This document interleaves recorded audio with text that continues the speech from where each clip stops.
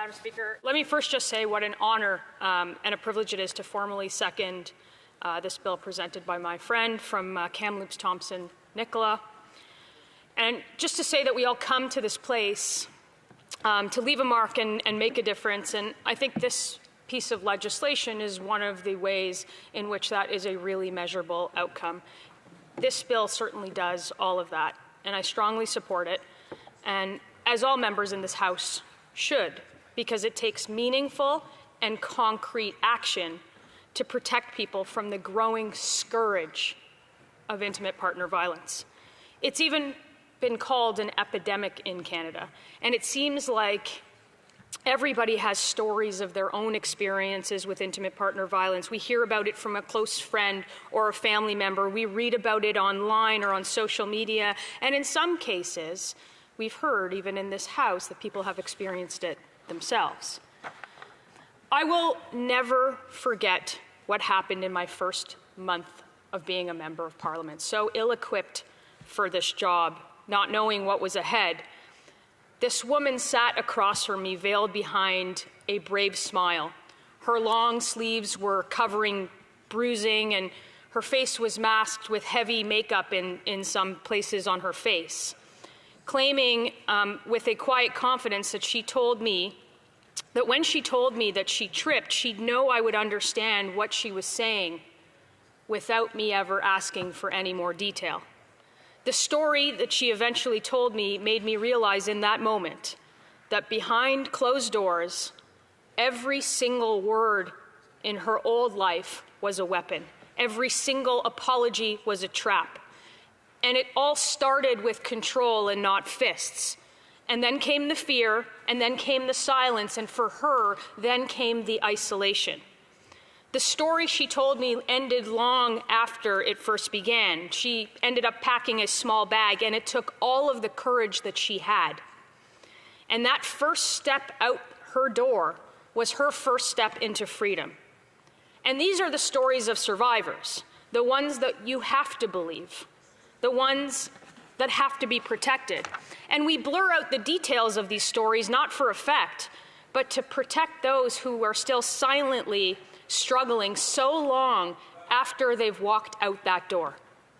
I just want to say to those who are watching this today, if that person is you, please talk to a police officer, please talk to somebody that you trust. It doesn't always look like that textbook experience that happened to me in my first month on the job. Kira Kagan's story was different. It was a story from right within my own community, a story that happened amongst my own peer group. Kira was a bright, beautiful 4-year-old girl. She had a smile that would light up a room, a sense of curiosity that made everyone around her know that someday she would go places. But tragically, she never got there. She will never graduate from school, start a career, start a family, or have kids of her own. Kira was killed 5 years ago by her father in a horrific act of domestic violence. Her life was stolen for her before it even had hardly begun. The warning signs were all there. At least 22 different risk factors were identified by a report after Kira's death. Her father was in custody, in a custody battle with her mother, Jen. He had a history of mental illness, domestic violence against Kira's mother and against other partners. He displayed misogynistic attitudes, he threatened others, even committed acts of violence against pets. But despite all of this, despite all of the red flags, the warning signs, the cries for help, Kira was still released into her father's custody in what only could be described as a colossal failure of the system. And she was killed just a few days later. In the last Parliament, the House unanimously passed a bill called Kira's Law, which expanded training for judges that included domestic violence and coercive control.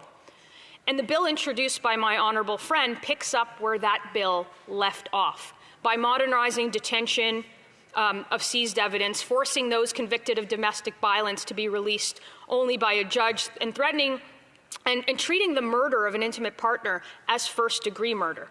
Creating specific offenses matters. Specific offenses like assault on an intimate partner or criminal harassment on an intimate partner that could have helped in the tragic story of Kira. The legislation would allow the courts to detain the accused of intimate partner violence at any time for a risk assessment, the kind of assessment that would have been done before and not after things go wrong. That assessment could have saved Kira's life.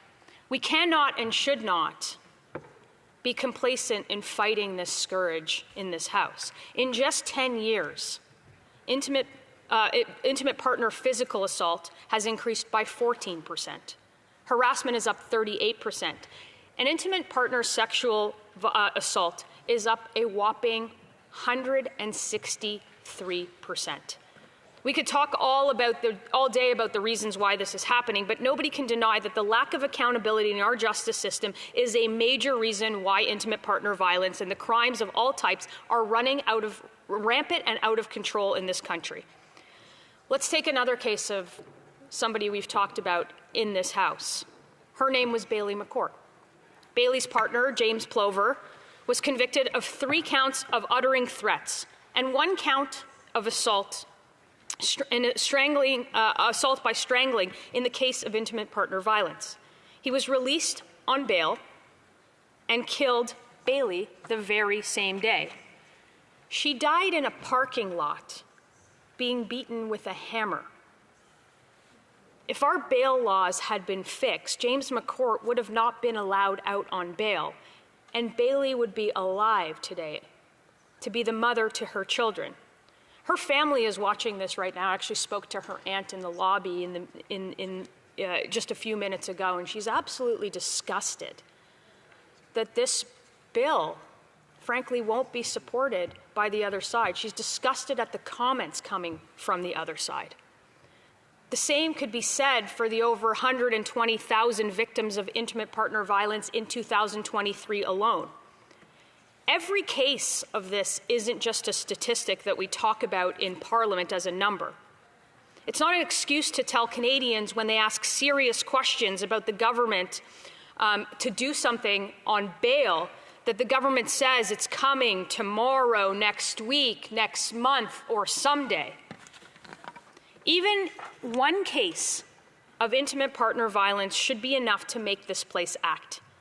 Every preventable act should be a wake-up call to get people in the chairs in this place to do something about it. But instead, the changes that we propose in this place on the bail system or on sentencing requirements to the criminal code are voted down time and time again, only to be told again, it's coming tomorrow. But for Bailey and for Kira and for countless others, tomorrow never comes. Every day that we delay is another day for a serial abuser to harass their victims without consequences. That more men and women suffer physical and emotional trauma, that innocent lives are put in danger.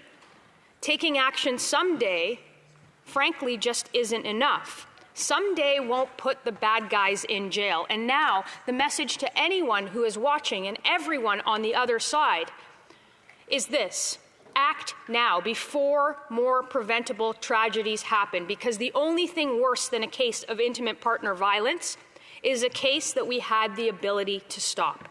This piece of legislation will save lives. It will prevent escalation and intimate partner violence.